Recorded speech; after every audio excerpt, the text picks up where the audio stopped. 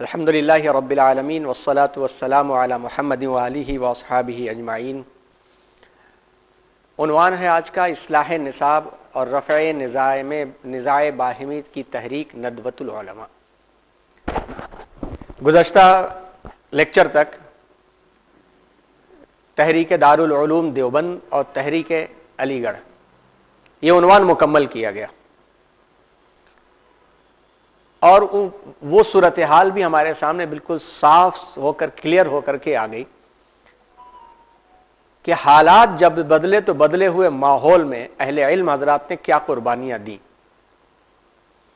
تحریک دارالعلوم دیوبند سے کیا فائدہ انسانیت کو پہنچا اور اب تک کیا انسانیت فائدہ اٹھا رہی ہے، یہ تذکرے آئے، اور پھر سر سید علی رحمہ کی تحریک سے اور ان کی محنتوں سے کس طرح سے نہ صرف ہندوستانی مسلمان بلکہ ہندوستان کا نام دنیا میں کس طرح سے روشن ہوا، یہ تفصیلات بھی آپ کے سامنے آئی۔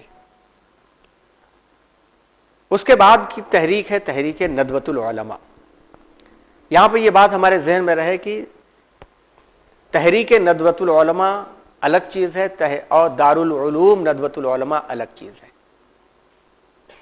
بس جوڑ اتنا ہے کہ ندوۃ العلماء کی تحریک نے بعد میں اپنا ترجمان ادارہ بنانے کا جب ارادہ کیا تو اسی کا نام دارالعلوم رکھا گیا۔ اس لیے جب عربی زبان میں لکھا جاتا ہے تو دارالعلوم لندوۃ العلماء لکھا جاتا ہے، تحریک ندوہ کا دارالعلوم۔ اور یہ تحریک کسی خاص مخصوص مکتبہ فکر کی نہیں اور کسی خاص ایک ادارے کی بنیاد نہیں تھی، بلکہ یہ وہ سوچ تھی کہ جو ہر سلجھا ہوا انسان مسلمان اپنی زندگی میں سوچتا ہے کہ ہم اپنے مکتب فکر، اپنے اسکول آف تھاٹ، اپنی فکر اور اپنی سوچ پر عمل کرنے کے لیے آزاد ہوں، ہم اپنے مسلک کو نہ چھوڑیں اور دوسرے ہمارے مسلک کو نہ چھیڑیں۔ یہ ہر سلجھی ہوئی طبیعت کا انسان پسند کرتا ہے۔ یہی حالات، یہی صورتحال اس قدر بڑھ چکی تھی کہ ان حالات میں سلجھے ہوئے ذہن کے علماء اور دانشوران نے مل کر کے اتحاد بین المسلمین کی خاطر اس تحریک کو شروع کیا۔ قبل اس سے کہ ہم آگے بڑھیں، آپ کے سامنے یہ بتا دیں کہ جو ریفرنسز ہیں ہماری آج کی گفتگو کے، جو کہ حصے اول کی گفتگو ہے، اس کے جو مراجع ہیں وہ تاریخ ندوۃ العلماء جلد اول، جلد دوم، پیام ندوۃ العلماء محمد الحسنی، روداد اجلاس نہم ندوۃ العلماء 1902، روداد چمن مولانا محمد الحسنی، سیرت مولانا محمد علی مونگیری مولانا محمد الحسنی، حیات شبلی علامہ سید سلیمان ندوی، حیات عبدالحی مولانا سید ابو الحسن علی ندوی، ندوۃ العلماء ایک رہنما تعلیمی مرکز اور تحریک اصلاح و دعوت مولانا سید واضح رشید ندوی، کاروان زندگی ندوۃ العلماء ایک دبستان فکر، ندوۃ العلماء کا پیام فرزندان دارالعلوم ندوۃ العلماء کے نام مولانا عبد المجید دریابادی، اور اس طرح کی روداد اور اس طرح کی کتابیں ہمارے مراجع کا حصہ ہیں۔ 1857 کے بعد کے حالات کئی بار کئی انداز سے معاشی حالات، معاشرتی حالات اور تعلیمی حالات سامنے آ گئے۔ تحریک دیوبند کا تعارف کراتے وقت بھی ان حالات کو پیش کیا گیا الگ نقطہ نظر سے، جس میں دینی عنصر غالب تھا کہ سید احمد شہید رحمۃ اللہ علیہ کی تحریک کے بعد کے حالات کیا ہوئے، 1857 کے بعد مذہبی حالات کیا ہوئے۔ تحریک علی گڑھ کے وقت میں معاشی اور دنیاوی علوم کی طرف اور عمومی تعلیم کے حالات کو پیش کیا گیا۔ جب یہ دونوں تحریکیں وجود میں آ گئی، اس کے بعد عمومی جو ماحول بنا ہندوستان کا، اس ماحول کے اندر دھیرے دھیرے امت مسلمہ کے دو دھارے بہت دور ہوتے چلے گئے، آپس کی غلط فہمیاں، انتشار، اور پھر جس وقت مغربی تہذیب ایک دم چھائی ہوئی تھی، جس کو کہا جائے کہ اس زمانے کا عظیم الشان ایک فتنہ بن رہی تھی اور اپنے طرز اور اپنے طریقے سے لوگوں کے ذہنوں پر قبضہ کر رہی تھی، ان کے نئے نئے ادارے اور وجود میں آ رہے تھے، اور سب سے زیادہ اس کا جو اثر پڑ رہا تھا وہ مسلم سوسائٹی پر پڑ رہا تھا. اس کی وجہ سے ایک تو جتنے بھی سینسیٹیو مائنڈ کے لوگ تھے، حساس ذہن کے لوگ تھے، وہ پریشان تھے، ذہنی اضطراب تھا ان کے ذہنوں پر. جس کو دیکھنا ہو تو علامہ اقبال کی پوری تحریروں کو اور ان کے اشعار کو، اور مولانا اسی طرح سے اکبر الہ آبادی ان کے اشعار کو دیکھ لیا جائے تو سمجھ میں آ جائے گا کہ ایسا ذہن رکھنے والے لوگ کس قدر پریشان تھے. مدارس دینی قلعہ تو بن چکے تھے، لیکن ایک جو نظام سنبھالے ہوئے تھے، جس نصاب کو برپا کیے ہوئے تھے، اس میں منطق و فلسفہ کی بہتات ہو چکی تھی. خاص طور پر منطق کی کتاب سلم العلوم، اس کی تکرار، اس کا حفظ کا سلسلہ جاری تھا. اور اس وقت کے حالات کا جائزہ لیا جائے تو بخوبی اندازہ ہوگا کہ نصاب تعلیم کے اندر منطق کی 15 کتابیں تھیں اور تفسیر کی 2 کتابیں تھیں. بلاغت اور عربی زبان نہ ہونے کے برابر، کیونکہ سارا کا سارا سرمایہ فارسی میں تھا. اب ظاہر سی بات ہے کہ علوم القرآن اور قرآن کو سمجھنے کے لیے عربی زبان کی جو اہمیت ہے اس سے کون انکار کر سکتا ہے. اور پھر علوم القرآن کی جو اہمیت ہے، جو قرآن کی اہمیت ہے کہ تمام علوم پڑھائے اس لیے جاتے ہیں کہ قرآن کو عنوان سمجھا جا سکے، چاہے وہ زبان ہو، چاہے وہ نحو ہو، چاہے وہ بلاغت ہو، چاہے وہ منطق ہو. قرآن کا طرز استدلال اور طرز جدال لوگوں کے سامنے لایا جا سکے، اس کی خاطر کتابیں پڑھائی جاتی ہیں. لیکن وہ سائڈ کی کتابیں زیادہ پڑھائی جائیں، اصل ہی نہ پڑھایا جائے، تو جن کتابوں کی تعداد جتنی زیادہ رہے گی اس کا اثر مزاج کے اوپر پڑے گا. عربی زبان کے بعد اس مردہ زبان کا معاملہ تھا کہ جو کھنڈرات اور تاریخی کتبات میں محفوظ ہو. اس نصاب کا اثر سب سے بڑا یہ پڑا کہ قرآن مجید کا صحیح فہم، جس کے لیے صحیح عربی ذوق اور ملکہ شرط ہے، طالبین کے لیے دشوار ہو گیا. قرآن مجید کے الفاظ اور تعبیرات کے سیدھے اور سمجھ میں آنے والے مفہوم کو بلا ضرورت پیچیدہ راستہ کرنے کے لوگ عادی بن گئے اور تعویل کرنے کے خوگر بن گئے. جبکہ قرآن میں یہ بات ہے کہ محکمات آیات زیادہ ہیں، جو سادہ ہے، سمپل ہیں، جن کے لیے بنیادی عربی زبان، شان نزول یا کسی موقر تفسیر سے استفادہ کافی ہو جاتا ہے. لیکن جب اس مضامین کو پیچیدہ بنا دیا جائے تو ہر آیت سے سوائے مسائل کے اختلافات کے کچھ نہیں نکلتا. یہ حالات تھے. ان حالات کے ساتھ ساتھ جو سلسلہ اس وقت تھا، اس وقت بھی یہ سلسلہ نظر آ رہا ہے، وہ ہے کہ آپس کا جو مسالک کا جو اختلاف تھا وہ انتشار اور دشمنی کا ذریعہ بننے لگا. اور یہ دھیرے دھیرے بڑھتا فتنہ تکفیر تک پہنچ گیا کہ ہر شخص ایک دوسرے کو کافر گرداننے کے لیے تیار تھا. عربی مدارس کے ساتھ تعویلات اور پیچیدگی مسئلے کے سبب دشواری یہ بھی پیش آئی کہ ان کی عظیم صلاحیتیں تعمیری انقلابی میدان کے بجائے تخریب کی طرف، ڈسٹریکشن کی طرف متوجہ ہو گئی. نزاع باہمی، آپس کے اختلافات، فروعی اختلافات، چھوٹے چھوٹے اختلافات پر مناظروں اور مجلسوں نے اتنا طول پکڑا کہ آپس میں ایک دوسرے کو کافر گرداننا آسان ہو گیا. پوری امت مقلدین اور غیر مقلدین میں تقسیم ہو گئی. اہل حدیث اور اہل فقہ کے نام سے الگ الگ گروہ بننے لگے. پوری طاقت اور صلاحیت آمین بالجہر، قرات فاتحہ، رفع یدین پر صرف ہونے لگی اور مناظرے کی محفلیں آراستہ اس طرح سے ہونے لگی کہ سب ایک سے بڑھ کر کے ایک مناظرہ کرنے لگے اور ضخیم بڑی بڑی کتابیں وجود میں آنے لگیں. اس زمانے کے سرمایہ کو کوئی ایک محقق تلاش کرے تو تفسیر کی کتابیں، احادیث کی تشریحات، یہ چیزیں بہت کم ملیں گے. اس کے بجائے مناظروں پر بڑی بڑی کتابیں ملیں گی. ٹھیک ہے، حالات بھی کچھ ہوتے ہیں، لیکن ان حالات کو پوری امت کے اوپر منطبق کر دینا، صرف اور صرف وہی کرنا، یہی ساری چیزیں ہو چکی تھی. ایک عالم مولانا ابوالقاسم حصوی نے اس طوفان مخالفت سے متاثر ہو کر ایک خط لکھا جس میں اس وقت کے دردمند اور روشن ضمیر اور معتدل طبقہ کی ترجمانی ہوا ہے. اس میں آپ ایک جگہ بڑی دلسوزی اور قلق کے ساتھ اور غم کے ساتھ لکھتے ہیں کہ مسائل فروعی میں، یعنی چھوٹے چھوٹے مسائل میں، اس قدر لا و نعم، ہاں نہیں، رد و قدر، ڈیبیٹ، سب و شتم، گالی وغیرہ نے تو زور پکڑا ہے کہ جس کا کوئی حساب نہیں. جنگ و جدل فیما بین شعار اسلام ہو گیا ہے کہ آپس میں لڑنا ہی یہ آئیڈینٹی بن چکی ہے. ایک زمانہ تھا کہ اہل اسلام کفار اور اشرار سے مقابلہ کرتے تھے، اب یہ زمانہ ہے کہ باہم مسلمانوں میں خانہ جنگی چل رہی ہے. یہ کیفیت تھی. اس سچویشن، ان حالات کے اندر 1857 کے بعد ہندوستان میں دو قسم کی مسلم قیادتیں وجود میں آ گئی. ایک تحریک دیوبند جو اسلامی علوم اور دینی حمیت کی علمبردار تھی، دوسری علی گڑھ تحریک جو مسلمانوں کی عظمت رفتہ، جو پیچھے چیزیں رہ گئی، چھوٹ گئی، اس کو بحال کرنے کے لیے عصری اور مغربی علوم کی علمبردار تھی. دونوں کے مقاصد ایک تھے لیکن طریقہ الگ تھا. دونوں کا مقصد یہ تھا کہ امت کو اوپر اٹھایا جائے، لیکن میتھڈالوجی جو تھی، جو طریقہ تھا، وہ الگ تھا. زمانہ گزرنے کے بعد دونوں تحریکات نے کامیابی حاصل کرنا شروع کر دیا، لیکن دونوں کی میتھڈالوجی کی وجہ سے، طریقہ کار کی وجہ سے امت کے درمیان میں انکانشیسلی، غیر شعوری طور پر ایک نئی سوچ پیدا ہونے لگی، عصری طبقہ اور دینی طبقہ.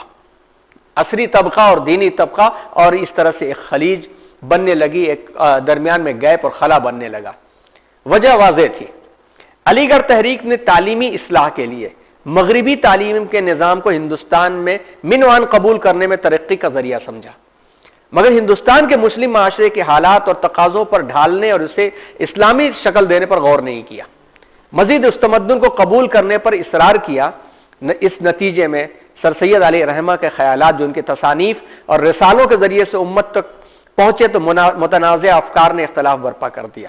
پچھلے لیکچر میں یہ بات بھی آئی کہ ایک طرف یہ چیزیں چل رہی تھیں اور وہ اس چیز کو لانا چاہتے تھے کہ جب ترقی کا ذریعہ یہ ہے تو جن کے پاس اصل چیز ہے ان کو نہ لیا جائے تو اس کے بجائے کسی اور سے ترقی نہیں لی جا سکتی. ایک کام تو یہ چل رہا تھا، ساتھ ساتھ میں ان کے افکار اور جو تفسیر کے بارے میں، تفسیروں میں جو خیالات آئے، اس خیالات کی وجہ سے عام مسلمانوں کا ذہن منتشر ہونے لگا. جب علی گڑھ کا قیام عمل میں آیا تو اس وقت انگریز پرنسپل اور اسٹاف کے غیر محدود اثر کا نفوذ ملت اسلامیہ کے منتخب اور ذہین نوجوانوں پر بھی پڑنے لگا. یہ بات تو برحق ہے کہ انسان جس کے ساتھ رہتا ہے، جس سے پڑھتا ہے، جس سے سیکھتا ہے، تو اس کے مزاج کا اثر بھی اس کے اوپر پڑتا ہی پڑتا ہے. مسلمان اور ذہن اور دماغ کے لحاظ سے خالص مغربی ہونے لگے یہ لوگ، اور ہندوستانی مسلمانوں میں دو ایسے طبقے اب پیدا ہو گئے جن میں آپس میں کوئی ہم آہنگی کا معاملہ ہی نہیں تھا. یہ الفاظ لائے گئے، وہ ملا، مولوی، مسٹر اور مولوی کا جو کانسیپٹ لائے گئے، یہی سارا کا سارا کانسیپٹ تھا. یہ بتاتا ہے کہ کس طرح سے دلوں کے اندر دوریاں حد سے زیادہ بڑھ چکی تھی. سر سید حلقے کے ایک مبصر لکھتے ہیں کہ سر سید کی تحریرات کے مقابلے میں علماء کی جماعت کے حملے سر سید اور علی گڑھ کے مجوزہ مدرسۃ العلوم پر ہوتے تھے. اسی کشاکش کلیش نے ایک ایسا لٹریچر پیدا کر دیا جو دونوں کے سامنے شرمناک تھا. اس سے بظاہر فریقین کو دراصل کل قوم کو زبردست نقصان پہنچا. علماء کے اعتراضات سے سر سید کی تحریک عام مسلمانوں کے نزدیک مشتبہ ہو گئی، ایجنٹ سمجھے جانے لگے اور بہت ساری چیزیں ہونے لگی. اور سر سید کے اعتراضات سے علماء متقدمین اور متاخرین کی وقات سر سید کے متعلقین کے لوگوں کے دلوں سے اٹھ گئی. مسلمانوں کا ماضی ان کی نظر میں تاریک ہو گیا. ان امور سے علماء کا اثر قوم سے اٹھ گیا اور حکام وقت کو مسلمانوں کی کل جماعت سے کوئی اندیشہ باقی نہ رہا جس سے ان کی تمنا عرصے سے تھی کہ اندیشہ رہے گا، کیونکہ اب یہ بکھر چکے، وہ اپنی قیل و قال میں لگے ہوئے، یہ دیس اور دیٹ میں لگے ہوئے. یہ دونوں چیزیں ایک ساتھ کام کر رہی تھی. کسی ایک کو نہیں کہا جا سکتا کہ کسی ایک کی ہی فکریں اس کے اندر زیادہ تھی، دونوں کی فکریں تھی. لٹریچر تیار ہو رہا تھا، اور ایک مرتبہ جب لٹریچر تیار ہو جاتا ہے، تحریر بن جاتی ہے، تو کس کس کے ہاتھ میں وہ تحریر پہنچے گی انسان نہیں کہہ سکتا. وہ کیسا اثر لے گا، وہ اپنے طور پر اثر لے گا. لکھنے والے نے تو اصلاحی قلم لکھا ہو، لیکن پڑھنے والا اگر اصلاحی نہیں ہے تو اسی سے فساد نکال لے گا وہ. جیسے آج میڈیا اور سوشل میڈیا کا معاملہ ہے، آج بھی اسی طرح کے معاملات ہیں. پہلے لٹریچر تھے، اب جو ہے سوشل میڈیا کے اوپر اور یوٹیوب چینل کے اوپر یہ معاملات ہیں. ایک مرتبہ انسان کچھ بولتا ہے، کچھ ریکارڈ کرتا ہے، اس کو ڈال دیتا ہے، اس کے بعد اس کو کون کس انداز سے دیکھے گا انسان کے ہاتھ میں نہیں رہتا. اب تو کم از کم اتنا ہاتھ میں ہے کہ اس کو پتا چلا کہ ہاں بھائی میری تقریر سے یہ فتنہ ہو رہا ہے، تو وہ چاہے تو وہاں سے ڈیلیٹ کر سکتا ہے. لیکن لٹریچر کے معاملے میں تو واپس بھی نہیں لا سکتا تھا. یہ معاملات تھے، ان حالات تھے، اور قدیم و جدید کا ایک مسئلہ اٹھ گیا. اس کے ساتھ ساتھ قدم قدم پر قدیم و جدید کی ایک کشمکش شروع ہو گئی. ایک سرے پر وہ طبقہ تھا جو ہر جائز کو ناجائز سمجھتا تھا، دوسرے سرے پر وہ طبقہ تھا جس نے ہر ناجائز کو جائز کر رکھا تھا. اکبر الہ آبادی اس کی تصویر کھینچتے ہیں. ادھر یہ ضد کی لیمن بھی چھو نہیں سکتے، لیمن سوڈا، ادھر یہ ضد کی لیمن بھی چھو نہیں سکتے، ادھر یہ ہٹ کی ساقی سراہی میلا، پورا جام ہی لا کے میرے سامنے رکھ دو۔ یہ دونوں طبقوں کی ترجمانی کی کہ ایک ہر چیز کو آزادی سے اجازت دے رہا تھا، تو ایک ہر چیز کے اوپر جو ہے مسئلے بیان کر رہا تھا۔ یہ دو طبقے جب بہت دور ہو گئے تو اس وقت ندوۃ العلماء کی ضرورت پیش آئی۔ 19ویں صدی کا یہ ہندوستان جس کا خاکہ بھی آپ کے سامنے پیش کیا گیا، ایک ایسے انسان کا منتظر تھا جس کی نگاہ قدیم و جدید کی اس مصنوعی اور سطحی تقسیم سے بالا تر ہو۔ گویا یہ لفظ استعمال کیا جا رہا ہے تو آپ کے ذہن میں حضرت شاہ ولی اللہ محدث دہلوی کی شخصیت آنا چاہیے کہ کس طرح سے انہوں نے قدیم نظام کو بھی سنبھالا، خانقاہوں کی عزتوں کو بھی باقی رکھا، اور ہندوستان کے معاشی سیاسی نظام کے اوپر بھی وہ اثر انداز ہوئے۔ اس کے نیک اور بد اور خوب اور ناخوب کا معیار تاریخ اور زمانہ نہ ہو، بلکہ تاریخ اور زمانہ خود اس کا پابند ہو، جس میں نہ حلقہ مدارس کی طرح ہر جدید سے نفرت اور ہر قدیم سے محبت ہو، اور نہ جدید طبقے کی طرح وہ مغرب کی ذہنی غلامی مبتلا اور اندھی تقلید کا شکار ہو، نہ اس میں جزیات اور غیر ضروری اشیاء پر بیجا اصرار ہو، اور نہ دین کے بنیادی اور ضروری اجزاء میں نرمی اور مداہنت ہو۔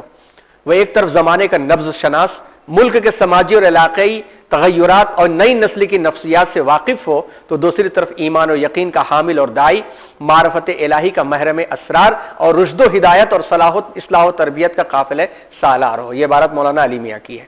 فروعی اختلافات کے شعبے میں ریشم کی طرح نرم ہو، دین کی اساس میں فولاد کی طرح گرم ہو، اس میں مفید خیالات اور تجربات سے فائدہ اٹھانے کی پوری صلاحیت اور قابلیت موجود ہو، قرآن و حدیث کی رہنمائی اور روشنی میں نیز اپنی اجتہاد اور بصیرت، ایمانی فراست، علم و مطالعہ اور فہم و تدبر سے کام لیتے ہوئے ان افکار اور تجربات میں حسب ضرورت ترمیم و اضافہ کر سکے، اور ان اصولوں کے مطابق اپنے ماحول کو موافق بنا سکے۔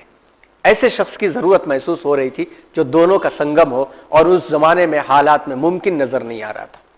عنقریب یہ سلسلہ اتنا دراز ہو جاتا کہ پھر دوبارہ مل بیٹھنے کی نوبت نہ آتی۔ اللہ تبارک و تعالیٰ نے حوصلہ دیا چند دانشوروں اور علماء کو جو مل بیٹھے۔ ندوۃ العلماء کسی خاص مدرسے، کسی خاص تعلیم گاہ، کسی خاص فرقے کا نام نہیں، بلکہ تمام ہندوستان کے مسلمانوں کی ایک مذہبی انجمن ہے، جس کا مقصد یہ ہے کہ مسلمانوں کے جس قدر مشترکہ مذہبی ضروریات ہیں، ان کے انجام کی تدبیروں پر مشورہ اور غور و فکر کی جائے، اور تمام ہندوستان کے علماء، پیشوایان مذہب اور عام مسلمان ایک جگہ بیٹھ کر ان امور کا فیصلہ کریں۔ یہ آج بھی اس تحریک کی عمومی طور پر ضرورت موجود ہے کہ آج لٹریچر تحریری طور پر چاہے شائع نہ ہو رہا ہو، لیکن آج سافٹ شکل کے اندر لٹریچر اسی طرح سے جا رہا ہے۔ اصلاحی باتوں کے بجائے ایک دوسرے کے اوپر کیچڑ اچھالنے والے مواد زیادہ مل جاتے ہیں، اور عام نوجوان پریشان ہوتا ہے کہ ہم کس کو فالو کریں، اور انداز اور اس طرح سے دیا جاتا ہے کہ اپنے آپ کو مشہور کرنے کے لیے جب تک چند مسالک پر کیچڑ نہ اچھالا جائے، چند لوگوں کے خلاف نہ بولا جائے، یہ تصور کر لیا گیا کہ وہ مشہور نہیں ہوگا۔ آج بھی اس طرح کی سلجھی ہوئی فکر کے لوگوں کی ضرورت ہے کہ وہ مل بیٹھ کر کے اس فکر کے تحت اس طرح کی تحریک پھر سے برپا کریں۔ تحریک ندوۃ العلماء کا قیام اور آغاز اس نازک اور بحرانی دور میں کچھ منتخب اہل نظر اور اہل درد، جن کو فراست ایمانی اور درد اسلامی کا وافر حصہ ملا تھا، سر جوڑ کر ایک جگہ بیٹھے، انہوں نے حل تجویز کیا۔ یہ پہلا موقع تھا جب اہل نظر اور اہل دل کے ساتھ، علماء دین، جدید تعلیم یافتہ حضرات کے ساتھ، مذہب حنفی کے علمبردار علماء اہل حدیث کے ساتھ، زاہد و گوشہ نشی عمرہ اور روسا اور ماہرین تعلیم کے ساتھ شانہ بشانہ صف بصف نظر آئے۔ یہ تاریخ کا پہلا موقع تھا۔ ان لوگوں نے اس مقصد کے لیے ایک انجمن قائم کی جس کا نام ندوۃ العلماء تجویز کیا گیا۔ تاریخ ساز اور مبارک لمحہ سن 1310 ہجری مطابق 1892 کا تھا، جب کانپور کے مدرسے فیض عام وہی مدرسہ ہے جس کے مدرس حکیم الامت اشرف علی تھانوی رحمۃ اللہ علیہ تھے۔ کانپور کے مدرسے فیض عام کے جلسے دستار بندی کے موقع پر بورین نشین یہ حضرات عظمت رفتہ کی بحالی اور خلافت عرضی اور ثوابی کے لیے قیادت کی بنیاد رکھ رہے تھے، یعنی جو چیزیں چھوٹ گئی ہیں اسے واپس لایا جائے، جو چیزیں بکھر چکی ہیں اسے سمیٹا جائے، اور جو انتشار ہو چکا ہے اس کو اتحاد میں لایا جائے۔ اس نشست میں نام رکھنے کے بعد آئندہ سال اسی مقام پر علماء کو عام دعوت دینے اور اخبارات اور اشتہارات کے ذریعے تشہیر کرنے کی قرارداد منظور ہوئی، اور تحریک ندوۃ العلماء کے سب سے پہلے جو ناظم مقرر ہوئے مولانا محمد علی، جو کانپور کے تھے، جنہوں نے منگیر کو اپنا مسکن بنا رکھا تھا، جہاں پر وہ دعوتی سلسلہ جاری کیے ہوئے تھے، اسی نام سے وہ مشہور ہوئے، مولانا محمد علی منگیری اس نئی مجلس کے پہلے ناظم مقرر ہوئے۔ اور اس میں سن 1893 میں اگلے سال جیسا خیال ہوا تھا، ہر فکر کے خیال کے ممتاز علماء کانپور میں جمع ہوئے، جن میں سے چند حضرات کے نام خاص طور پر قابل ذکر ہیں، جو مل بیٹھے اس تحریک کو آگے بڑھانے کے لیے، اس تحریک کو شروع کرنے کے لیے۔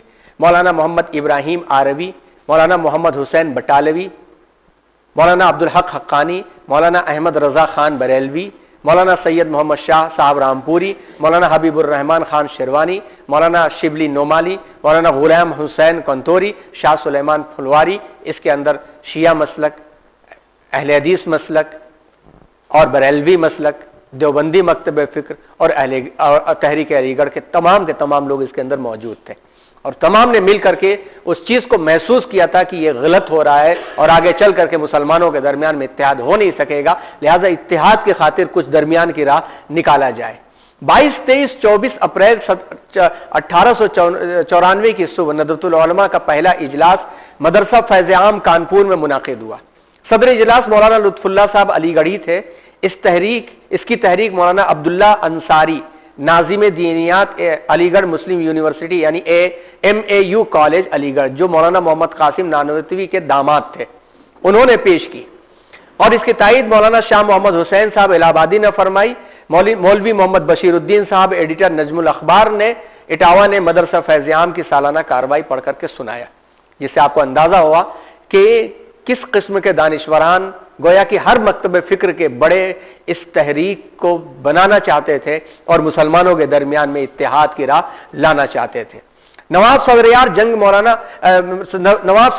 محمد حبیب الرحمان خان شیروانی کے مطابق شوال 1311 یعنی وہ 1893 کا سال تھا، 1311 ہجری میں ندوۃ العلماء کا پہلا اجلاس ہوا۔ یہ اجلاس اپنی شان اور اجتماع میں خود اپنی نظیر تھا۔ ایک شان یہ تھی کہ ہر فرقہ کے صنادید کا مطلب اکابرین علماء شریک جلسہ تھے۔ علماء حنفی کے علاوہ اہل حدیث میں سے مولانا ابراہیم آروی، مولانا محمد حسین بٹالوی، شیعہ مجتہدین میں سے مولوی غلام الحسین کنتوری شریک جلسہ تھے۔ یہ مشاہدہ تھا کہ تمام علماء بلا تخصیص فرقہ صدر نشین کی تعظیم و تکریم میں یکساں سرگرم عمل تھے۔ کرسی صدارت حضرت کے جمال و کمال دونوں پر نازا تھی۔ اس موقع پر جو رسالہ مولوی احمد رضا خان بریلوی نے پیش کیا تھا، اس میں مفتی عنایت احمد، مولانا لطف اللہ صاحب اور مولانا احمد حسن صاحب کی بڑی شاندار الفاظ میں مدح و ثنا کی تھی۔ یہ تھا اتحاد اور یہ تھا اجتماع جو سوچ رہے تھے۔ اس جلسے میں 4 تجویزیں پاس ہوئیں۔ تحریک ندوۃ العلماء کے پہلے جلسے میں 4 تجویزیں پاس ہوئیں۔ تجویز نمبر 1، مدارس اسلامیہ کے محتمم ہر سال ندوہ کے اجلاس میں شریک ہوا کرے، سب کو ملا کر کے بات کی جائے تاکہ جس چیز کے اوپر قابو پایا جانا ہے اس چیز پر قابو پایا جا سکے۔ یہ بہت اہم عنوان تھا، جو عنوان صحیح کہا جائے کہ اس وقت بھی الگ الگ فکر اور سوچ کے ساتھ اگر اب بھی کیا جائے تو اس کے فائدے نظر آئیں گے۔ مثال کے طور پر کوئی بھی ادارہ ہو، اب شہر کے اندر تقریباً 37-38 مسلم انسٹیٹیوشنز موجود ہیں۔ چھوٹے بڑے مدارس دیے جائے تو بھی 25-30 سے کم موجود نہیں ہے شہر کے اندر، صرف کہے جائے۔ ضلع میں لے لیا جائے تو اور تعداد بڑھ جائے گی۔ سب کا مقصد قوم کی خدمت، سب کا مقصد اللہ کے کلمے کو بلند کرنا، لیکن ایک مدرسے کے فارغ سے پوچھ لیا جائے کہ بازو والے مدرسے میں کون سی کتاب پڑھائی جاتی ہے، نہیں معلوم ہوگا۔ یہ آپس میں ایک جوڑ نہ ہونے کی وجہ سے ہر شخص مخلص ہونے کے باوجود بھی اس کے اثرات سوسائٹی پر نہیں پڑتے۔ اس وقت ان بڑوں نے یہی تصور کیا تھا کہ ہر سال اجلاس ہوں گے اور ہر سال اجلاس کے اندر یہ ذمہ داران شریک ہوں گے، اور ملاقاتوں سے کتنے مسائل حل ہوتے ہیں وہ آپ کو پتہ ہی چل گیا کہ جب مولانا احمد رضا خان نے اپنے رسالہ پڑھا تو کس طرح سے شرکا کی تعریف کی تھی۔ اس طرح سے تحریک ندوۃ العلماء کے سالانہ اجلاس 60 سے زائد ہوئے، اس کے بڑے اثرات بھی اپنے زمانے میں ہوئے۔ تجویز نمبر 2 یہ تھی کہ موجودہ طریقہ تعلیم قابل اصلاح ہے، ٹیچنگ میتھڈالوجی جو ہے وہ قابل اصلاح ہے۔ نمبر 3، مدارس اسلامیہ جو جا بجا کثرت سے قائم ہے، ان کا ایک وفاق بنایا جائے، ان کا ایک رابطہ بنایا جائے. ہندوستان کے 2-3 بڑے مدارس کو مرکز بنا کر چھوٹے مدارس کو ان کی شاخیں قرار دیا جائے. اگر یہ بات قبول کر لی گئی ہوتی اور یہ بات عمل میں آتی تو ایک مدارس کا اپنا ایک 100 سال پرانا بورڈ ہوتا، اور اتنا عظیم الشان یہ بورڈ ہوتا کہ ان مدارس سے پڑھنے والوں کا ایک لیول ہوتا، اور وہ لیول اور وہ سرٹیفکیٹس یونیورسٹیوں میں جو بعد میں اپنے طور پر لاگو کی گئی ہیں ان مدارس کے بورڈ کے ذریعے سے ہو جاتی. آج دیکھیں یونیورسٹیوں کے اندر جو سرٹیفکیٹس کا افیلیشن ہے الگ الگ طریقے کا ہے، کہیں کا عالمیت چلتا ہے تو کہیں کا فضیلت چلتا ہے، کہیں کا نہیں بھی چلتا. حالانکہ جو بھی فراغت والے مدارس ہیں وہ فراغت والے مدارس مکمل کتابیں پڑھانے کا دعویٰ کرتے ہیں. اگر یہ ہوتا تو 2-4 سینٹرز بنتے اور اس سے یہ جڑے ہوئے ہوتے تو ایک فائدہ یہ ہوتا کہ سرٹیفیکیشن آسان ہوتا. دوسرا فائدہ ہوتا جو کہ اس وقت تک بھی وہ کمی محسوس کی جاتی ہے اور بڑی خراب صورتحال پیدا ہو جاتی ہے. مثال کے طور پر ایک شخص شہر میسور میں رہ رہا ہے اور اس نے اپنے بچے کو مدرسے کے اندر داخل کیا. اس نے مدرسے میں عربی دوم عربی سوم تک تعلیم حاصل کی. اب اسے کسی مجبوری کے تحت یا حالات کے تحت میسور چھوڑ کر کے لکھنؤ جانا پڑ گیا.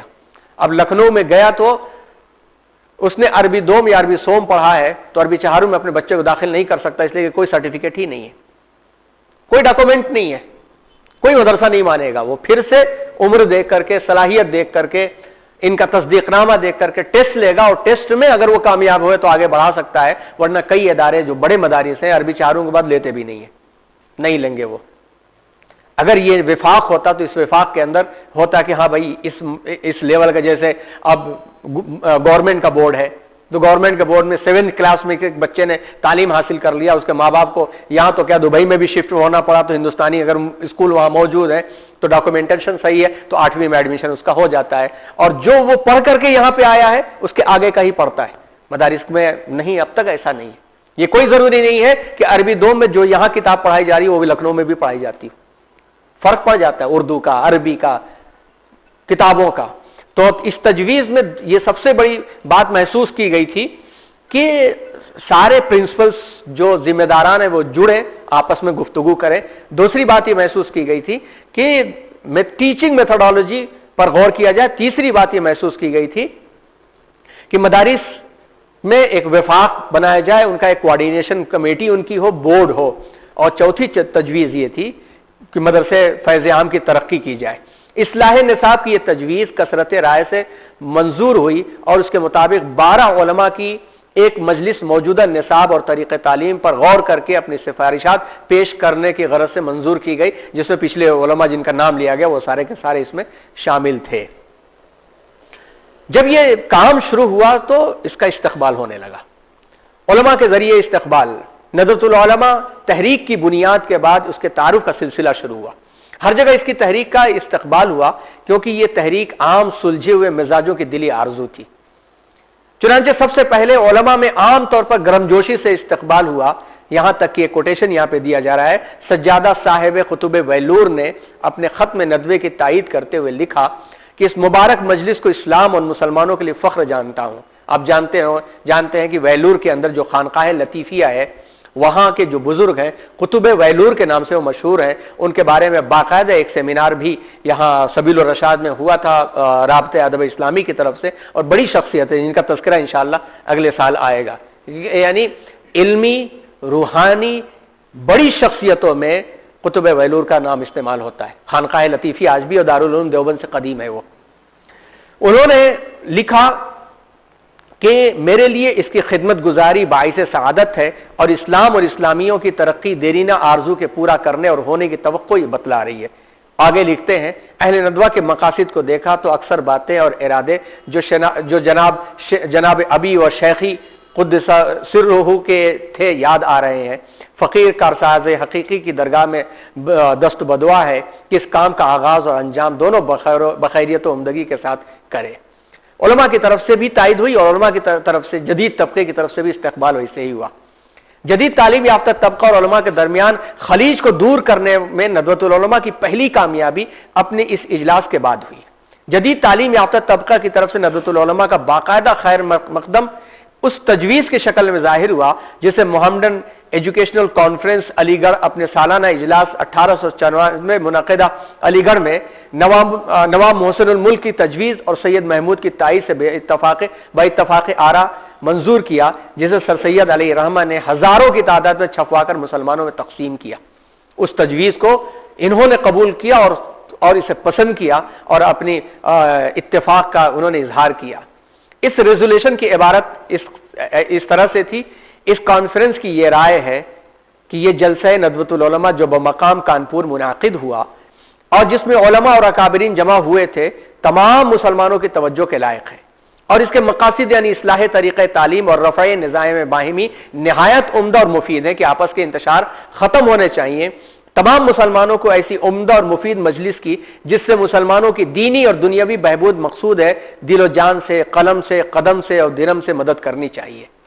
یہ تجویز پاس ہوئی اور سر سید علیہ الرحمہ نے بھی تائید میں یہ ایک خط لکھا کہ جدید طبقے اور اس کی تحریک کے داعیوں کو قریب کرنے کے لیے ندوۃ العلماء کے بانیوں نے اس طبقے کے بااثر حضرات سے رابطہ کیا اور انہیں اس کے اجلاس میں دعوت دی۔ مولانا محمد علی مونگیری جو ناظم ندوہ تھے، انہوں نے اس سلسلے میں جو خط سر سید احمد خان کو لکھا تھا اس کا مفصل جواب انہوں نے دیا اور ندوۃ العلماء کے مقاصد سے اپنی دلچسپی کا اظہار فرمایا۔ نیز انہوں نے وہ تجاویز پیش کی جو خود ندوۃ العلماء کے داعیوں کے پیش نظر تھیں۔ آپ لکھتے ہیں، وہ اقتباس شائع ہوا ہے، اقتباس مراسلہ سر سید 27 رمضان 1312 بمطابق 1894 علی گڑھ۔ خدا کا ہزار شکر ہے کہ ایسا جلسہ جس میں ہمارے زمانے کے علماء اکابر واسطے فلاح مسلمانوں کے جمع ہوں گے منعقد ہونے والا ہے۔ ندوۃ العلماء کے اغراض جس کو میں نہایت عمدہ اور مفید خیال کرتا ہوں یہ بیان ہوئے ہیں کہ علوم اسلامیہ کیوں کر زندہ رہ سکتے ہیں اور مسلمانوں کا نفاق باہمی کس طرح رفع ہو سکتا ہے اور آئندہ کون کون سے طریقے اختیار کیے جا سکتے ہیں جس سے اسلام اور نیز مسلمان اچھی حالت میں قائم رہ سکے۔ یہ مقاصد نہایت عمدہ ہے، خدا تعالیٰ ان کو کامیاب کرے۔ ان چیزوں کے بعد جو چیزیں تحریک ندوۃ العلماء کے سامنے آئیں اس کے لیے یہ عبارت کافی ہے کہ ندوۃ العلماء کے مسلک پر روشنی ڈالتے ہوئے علامہ سید سلیمان ندوی لکھتے ہیں کہ ملک میں قدیم اور جدید تعلیم یافتوں کی دو برابر جماعتیں قائم ہیں، ہمارا کام ان دونوں کے درمیان میں اتصال پیدا کرنا ہے، اتفاق پیدا کرنا ہے۔ اس معاملے کے اندر تحریک ندوۃ العلماء نے بڑی شاندار کامیابی حاصل کی اور اس شاندار کامیابی کے نتیجے میں وہ جو خلیج گہری ہوتی چلی جا رہی تھی وہ گھٹنے لگی۔ پھر بعد میں جو ادارے قائم ہوئے ان اداروں کے اندر علی گڑھ تحریک کے بھی اثرات، دارالعلوم دیوبند کے بھی اثرات یکجا ہو کر کے آئے، جس کی سب سے بڑی مثال جامعہ ملیہ اسلامیہ کی شکل میں پیش کی جا سکتی ہے۔ تو ندوۃ العلماء کسی ایک ادارے کا نام نہیں تھا، وہ تو ان تمام لوگوں کی متحدہ فکر کا نام تھا جس نے بعد میں چل کر کے اپنا ایک مثالی دارالعلوم قائم کیا جس کا تذکرہ آگے آئے گا۔ مولانا سید ابو الحسن علی ندوی رحمۃ اللہ علیہ کے مطابق ندوۃ العلماء کا جو مسلک ہے اس کو تفصیل کے ساتھ انہوں نے لکھا ہے اور جو تقریر ان کی شائع ہوئی تھی اور اس میں کتابچے میں تفصیل کے ساتھ موجود ہے۔ انہوں نے لکھا ہے، دین اور عقائد کے معاملے میں ندوۃ العلماء کے مسلک کی بنیاد دین خالص پر ہے۔ دین کے فہم اور اس کی تعبیر و تشریح میں اس کی بنیاد اسلام کے اولین صاف و شفاف چشموں سے استفادہ ہے۔ اعمال اور اخلاق کے شعبے میں دین کے جوہر اور مغز کو اختیار کرنے اور اس پر مضبوطی سے قائم رہنے پر ہے۔ تصور تاریخ میں اس کی بنیاد اس پر ہے کہ اسلام کے ظہور اور عروج کا دور اول سب سے بہتر قابل احترام دور اور وہ نسل جس نے آغوش نبوت اور درگاہ رسالت میں تربیت پائی اور قرآن اور ایمان کے مدرسے سے تیار ہو کر نکلی، سب سے زیادہ مثالی اور قابل تقلید نسل ہے۔ نظری علم اور فلسفہ علم میں اس کی اساس اس پر ہے کہ علم بذات خود ایک اکائی ہے جو قدیم اور جدید اور مشرق اور مغرب کے خانوں میں تقسیم نہیں کی جا سکتی۔ اگر کوئی تقسیم ممکن بھی ہے تو وہ تقسیم صحیح، غلط، مفید اور مضر ذرائع پر ہے، جب اس کے علاوہ کوئی تقسیم نہیں ہے۔ استفادہ اور افادہ یعنی لینے اور دینے کے معاملے میں، ترک اور قبول کے شعبے میں اس کا عمل حکیمانہ نبوی کی تعلیم پر ہے کہ حکمت مومن کا گمشدہ مال ہے، جہاں بھی اسے پائے اس کا سب سے زیادہ مستحق ہے۔ نیز حکیمانہ اصول یہ ہے، خذ ما صفا دا ما قدر، یعنی جو بات صاف شفاف ہے اس کو لے لو اور جو آلودہ اور کثیف ہے اس کو چھوڑ دو۔ اس پر ہمیشہ اور آج تک بھی اس پر عمل باقی ہے کہ جس کے پاس جو اچھائی ہے اسے اختیار کر لو اور جو برائی ہے اسے چھوڑ دو۔ اسلام کے دفاع اور عصر حاضر کی لادینی قوتوں کے مقابلے میں اس کی اساس اللہ کے اس ارشاد پر ہے کہ وَأَعِدُّوا لَهُم مَّا اسْتَطَعْتُم بِهِ مِن قُوَّةٍ، کہ ان کے مقابلے کے لیے جتنی قوت تم سے ہو سکے تیار کرو۔ دعوت اللہ کے محاسن و فضائل کی تشریح اور ذہن و عقل کو اس صداقت اور حقانیت پر مطمئن کرنے میں اس کا عمل اس حکیمانہ وصیت پر ہے کلموا الناس علی قدر عقولہم، کہ لوگوں سے ان کی عقلوں کا خیال رکھتے ہوئے بات کرو۔ عقائد اور اصول میں وہ جمہور اہل سنت کے مسلک کی پابندی اور سلف کے آراء اور تحقیقات کے دائرے میں محدود رہنا ضروری سمجھتا ہے۔ فروعی اور فقہی مسائل کے بارے میں اس کا مسلک اور اصول یہ ہے کہ حتی الامکان اختلافی مسائل کو چھیڑنے اور ہر ایسے طرز عمل سے احتراز کیا جائے جس سے باہمی منافرت بڑھے اور امت کا شیرازہ منتشر ہو۔ سلف صالحین سے حسن ظن رکھا جائے اور ان کے لیے عذر تلاش کیا جائے۔ اسلام کی مصلحت اجتماعی کو ہر مصلحت پر ترجیح دی جائے۔ مختصر یہ کہ وہ حکیم الاسلام حضرت شاہ ولی اللہ دہلوی رحمۃ اللہ علیہ کی علمی، فکری اور کلامی اور فقہی مدرسے فکر سے زیادہ قریب اور ہم آہنگ ہے۔ اسی فکر سے تحریک آگے بڑھی اور اسی صورت کی عکاسی مفسر قرآن مولانا عبد المجید دریابادی کی کچھ اس طرح ہے کہ آپ نے مورخہ 24 دسمبر 1933 طلبہ کی انجمن قدیم کے سالانہ جلسے میں خطبہ صدارت دیتے ہوئے کہا تھا کہ ندوہ کسی عمارت کے در و دیوار، اینٹ اور چونے کے انبار کا نام نہیں ہے، ندوہ نام ہے چند مقاصد کا، اور ان مقاصد کا خلاصہ صرف ایک ہے: دینی خدمت، دین کا درد، دین کی حمایت و نصرت اور اعدائے دین سے مقابلہ۔ اسی طرح دوسرے موقع پر کہا تھا کہ ندویت کوئی مادی ڈپلوما یا کاغذی سند نہیں ہے، نام ہے اس نسبت کا، اس رشتے کا، اس رابطہ قلب کا جو آپ نے مقاصد ندوہ کے ساتھ قائم کر لیا، یعنی اتحاد بین المسلمین اور غیر فروعی مسائل کے اندر نہ الجھنا۔ ندوے کے قیام کا مقصد جہاں اصلاح نصاب اور رفع نزاع باہمی تھا، وہاں اس نے اپنے مقاصد میں ایسے علماء کی تیاری بھی شامل کی جو روشن خیال ہو، زمانے کے نبض پر جن کا ہاتھ ہو، جن کی نگاہ قدیم و جدید کی مصنوعی اور سطحی تقسیم کے بالاتر ہو۔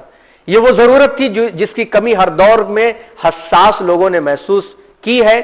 جن علماء کی تیاری کا اعلان اور ارادہ ندوے نے کیا تھا، انہیں مولانا شبلی نعمانی نے اپنے الفاظ میں لکھا ہے کہ علماء میں ایثار نفس پیدا کرنا، نمبر 2 انگریزی داں علماء تیار کرنا، نمبر 3 مذاق حال کے مطابق علماء کے گروہ میں مقررین اور ارباب قلم کا پیدا کرنا، ایسے علماء کا پیدا کرنا جو غیر ممالک میں اسلام کی اشاعت کر سکے۔ اور اس سلسلے میں علامہ شبلی خود ایک اسکول آف تھاٹ بنتے نظر آتے ہیں۔ دبستان شبلی ایک مشہور ہے، دارالمصنفین، جن کا تذکرہ آگے آئے گا انشاءاللہ، کہ کس طرح سے انہوں نے اسی جماعت تیار کی۔ انہوں نے ہیروز آف اسلام، مشاہیر اسلام کے نام سے جس سیریز کی بنیاد ڈالی، وہ ہندوستان کے مفکرین اور محققین کا ایک شاہکار ہے۔ حضور اکرم صلی اللہ علیہ وسلم کی سیرت النبی سے لے کر کے بعد کے زمانے تک سیر الصحابہ، سیرت تابعین، یہ ساری کی ساری چیزیں جن کا تذکرہ آگے آئے گا، کتنا بڑا سرمایہ حضرات نے چھوڑا صرف اس فکر کی بنیاد پر۔ اور علامہ شبلی نعمانی بڑے محقق، بہت بڑے مفکر، اور ان کے شاگردوں میں بھی 3 مسلک کے لوگ۔ علامہ حمید الدین فراہی وہ ایک الگ مکتب فکر کے ماہر، مولانا ابوالکلام آزاد خود بھی استفادہ کیے ہوئے، علامہ سید سلیمان ندوی تو خود ہی شاگرد رشید تھے، اس کا تذکرہ انشاءاللہ آگے آتا ہے۔ تحریک ندوہ کے مقاصد خمسہ 3 جنوری 1904 کو ندوہ کی اجلاس مدارس میں مددگار ناظم جناب مولانا سید عبدالحی حسنی نے اتحاد بین العلماء پر زور دیتے ہوئے کہا کہ ندوۃ العلماء نے اپنے مقصود اصلی میں کامیاب ہونے کے لیے 5 شکلیں اختیار کی ہیں۔ نمبر 1 تعلیم کی ترقی، نمبر 2 طریقہ تعلیم کی اصلاح، نمبر 3 رفع نزاع باہمی یعنی مسالک کی بنیاد پر جھگڑے نہ ہو، نمبر 3 درستی اخلاق، اور نمبر 4 درستی اخلاق، نمبر 5 مسلمانوں کی بہبودی عام، کہ مسلمانوں کی بھی عام فکر ہونا چاہیے۔ اس بنیاد پر تحریک ندوہ اٹھی اور تحریک ندوہ نے پورے ہندوستان کے ماحول اور نظام کو متاثر کیا، جس تاثر کے بعد پہلی مرتبہ یہ شکل نظر آئی کہ مسالک کے لوگ جمع ہونے لگے اور اجتماعی مصلحتوں کے اوپر اور اجتماعی مفاد کے اوپر باتیں ہونے لگیں، ورنہ اس کے پہلے یہ ناممکن تصور کیا جانے لگا تھا۔ جب یہ تحریک چلی اور تحریک بہت آگے بڑھی تو تحریک تو شروع ہو گئی تھی، لیکن 100% اس کا قبول ہونا اور 100% اس کا مان جانا اتنی آسان بات نہیں تھی. ان حضرات نے کوششیں کی، 60 سے زائد ان حضرات کے اجلاس بھی ہوئے اور جگہ جگہ ان تمام چیزوں کی کوشش کی گئی. بالآخر یہ طے ہوا کہ ان کا ایک نمائندہ دارالعلوم قائم ہونا چاہیے جہاں پر یہ تجربات کیے جائے اور جہاں کے دروازے سب کے لیے کھلے رکھے جائیں، جن کی فضاؤں کے اندر مناظرے نہ ہوں، جن کی فضاؤں کے اندر جو ہے اختلافی باتیں نہ ہوں. اسی کی شکل ہے دارالعلوم جو ندوۃ العلماء نے قائم کیا، جس کا تذکرہ انشاءاللہ آگے کیا جائے گا، کیونکہ وہ ایک مستقل دبستان ہے. اور کیا کیا کتابیں، کیا کیا سرمایہ اس کے ذریعے سے آیا، تو دیکھا جائے کہ ہندوستان کے اندر بلکہ دنیا کے اندر جتنا سرمایہ دارالعلوم ندوۃ العلماء کے قیام کے بعد علمی سرمایہ وجود میں آیا، اتنا علمی سرمایہ کسی ادارے نے نہیں دیا. اور وہ سب کے سب کون تھے؟ وہ سب کے سب وہی تھے جو ایک طرف دارالعلوم دیوبند کے چشمے فیض سے فیض یافتہ تھے، تو دوسری طرف علی گڑھ تحریک کے فیض یافتہ تھے، جس میں ایک طرف علامہ شبلی نعمانی کا نام لیا جا سکتا ہے تو دوسری طرف علامہ سید ابو الحسن علی ندوی کا نام لیا جا سکتا ہے. ایک طرف علامہ شبلی نعمانی نے آ کر کے اس کو ایک نئی جہت دے دی اور تحریک ندوہ کا اصل کانسیپٹ ڈالا کہ انہی کی جرت تھی کہ وہ مندر کے پجاری اور پنڈت کو لا کر کے مدرسے کے مسند پر بٹھا کر سنسکرت پڑھوا سکتے تھے. اور انہوں نے ایک جماعت تیار کی اور سیکنڈری لائن جو تیار کی تو ان کی فکریں دارالمصنفین شبلی اکیڈمی کی شکل میں پھلی اور پھولی اور ساری دنیا اسے فیض اٹھا رہی ہے. اور یہی مخلصین کی کوششیں تھیں جنہوں نے تحریک ندوۃ العلماء کی بنیاد ڈالی. ان مخلصین کی کوششوں کے نتیجے میں خانوادہ ولی اللہ کا خاندان مل گیا. کوئی دنیا کا کوئی ادارہ آپ کو ایسا نہیں ملے گا جس ادارے کے اندر ایک ایسا خاندان ملا ہو جس خاندان نے ایسی خدمت کی ہو کہ 100 سال سے زیادہ کا عرصہ گزرنے کے باوجود بھی اس خاندان نے ایک ادارے کو دنیا کے کونے کونے تک اس کی شہرت کو پہنچایا ہو اور اس کا گھر ویسا کا ویسا ہی بوسیدہ ہو، ویسا ہی کہ ویسا بوسیدہ ہو. علامہ عبدالحی حسنی رحمت اللہ علیہ جو مولانا علی میاں صاحب کے والد تھے، یہ وہی خاندان ہے جو سید احمد شہید کا خاندان ہے، جن کا تذکرہ پہلے چل چکا کہ انہوں نے قوم کے لیے کیسے لٹایا. اگر علامہ عبدالحی رحمت اللہ علیہ نے دارالعلوم ندوۃ العلماء کی خدمت 1900 میں شروع کی تو یہ 2023 ختم ہونے جا رہا ہے. اس وقت سے لے کر کے اس وقت تک ناظم ان کے خانوادے سے لوگ بنے. عبدالحی حسنی، اس کے بعد ان کے بھائی میڈیکل ڈاکٹر عبدالعلی حسنی، جن کا اکابر دیوبند کے ساتھ بہت گہرا تعلق اور رابطہ رہا. ان کی تربیت میں پھلے پھولے مولانا سید ابو الحسن علی حسنی ندوی، جنہوں نے انفاس علی نے روشن پھر ندوے کا جہاں میں نام کیا. پھر ان کے بھانجے سید محمد رابع حسنی ندوی، پھر ان کے بعد اسی خانوادے کے ڈاکٹر عبدالعلی حسنی رحمت اللہ علیہ کے پوترے مولانا سید بلال حسنی ندوی موجودہ وقت میں ناظم ندوۃ العلماء بن کر کے ندوۃ العلماء کو جدید تقاضوں سے ایسا مزین کر رہے ہیں کہ 1 سال کے عرصے کے اندر انہوں نے ڈیجیٹائزیشن کا ایسا زبردست کام کیا ہے کہ داخلے کے وقت میں 2000 سے زیادہ طلبہ ندوے میں پھرتے تھے. اور یہ مشہور بات تھی کہ ندوۃ العلماء میں اگر ایڈمیشن لینا ہے تو چپل گھس جائے گی تمہاری اس کونے سے اس کونے تک جانے اور سب کرنے میں. اور انہوں نے ایسا ڈیجیٹائزیشن کا کام کیا کہ کمرے میں بیٹھے بیٹھے سارے کے سارے کام ہوئے اور مسجد کے اندر ہزار مہمانوں نے کھانا کھایا، کسی کو پتہ نہیں چل سکا. اور جتنے بھی شعبے جات تحریک ندوۃ العلماء کے بند پڑے تھے آہستہ آہستہ کر کے اسے اونچا کر رہے ہیں. شعبہ انگلش کافی موقر ہو چکا ہے، جرنلزم کا شعبہ کافی اونچا جا چکا ہے، محنت ہو رہی ہے. یہ وہ تربیتیں ہیں. لیکن ان تمام کی خاصیت یہ ہے، ان میں سے اوپر سے لے کے نیچے تک کسی کے پاس اپنے پیسے کی پرسنل کوئی گاڑی نہیں ہے، سائیکل تک بھی نہیں ہے. جو پینٹ 1990 میں ہوا تھا وہی پینٹ ان کے کمرے میں ابھی بھی دکھے گا، پھٹا ہوا بوریا ویسے ہی بچھا ہوا ہے. جبکہ حضرت مولانا علی میاں کا کام کیا تھا؟ حضرت مولانا علی میاں ندوی نے ان کی اپنی کوششیں، ان کی جتنی کتابیں، ان کی اپنی صلاحیتوں کی بنیاد پر دنیا کے کونے کونے سے ان کو نوازا گیا. لیکن جو بھی نوازشیں ہوئی اٹھا کر کے ندوۃ العلماء کے حوالے کر دی، یہاں تک کہ ان کو گاڑیاں گفٹ میں ملی ندوۃ العلماء کے حوالے کی. اس پر چلے تو اس کا کرایہ دیا انہوں نے. مہمان خانے میں ندوے کے ناظم کی حیثیت سے قیام کیا انہوں نے. تنخواہ لینا تو دور کی بات، مہمان خانے کا کرایہ، مہمان خانے کے کھانا اور میں آنے والے مہمانوں کے کھانے کا پیسہ ادا کیا۔ کتنی مثالیں مل جائیں گی، آج کے زمانے میں ملنا مشکل ہے۔ نہ ان لوگوں کے پاس پراپرٹی، نہ ان کے پاس بینک بیلنس، نہ ان کے پاس جائیداد۔ ان کے گھروں کا کھانا کبھی موقع ملے رمضان المبارک میں آئیے تو دیکھنے کو ملے گا، وہی سادہ کھانا، ابلا ہوا چاول، اس کے اوپر گوشت کے چند ٹکڑے مل جائیں گے، پیاز مل جائے گی، اسی پر کھا کر کے یہ خوش ہے۔ ان مخلصین کی وجہ سے اللہ تبارک و تعالیٰ نے آج ندوۃ العلماء کو اس مقام پر پہنچایا ہے، اور اس کے نصاب نے کیا کردار ادا کیا، اور ان کے فارغین نے دنیا میں کس طرح سے ندوے کے بوریے پر بیٹھ کر کے آکسفورڈ یونیورسٹی کے اندر اسلامک اسٹڈیز سینٹر قائم کیا۔ مولانا علی میاں اس کے بانی تھے۔ آج ڈاکٹر اکرم ندوی جو ہیں وہاں پر ساری دنیا کے لیے ایک بڑے اسکالر بنے ہوئے ہیں۔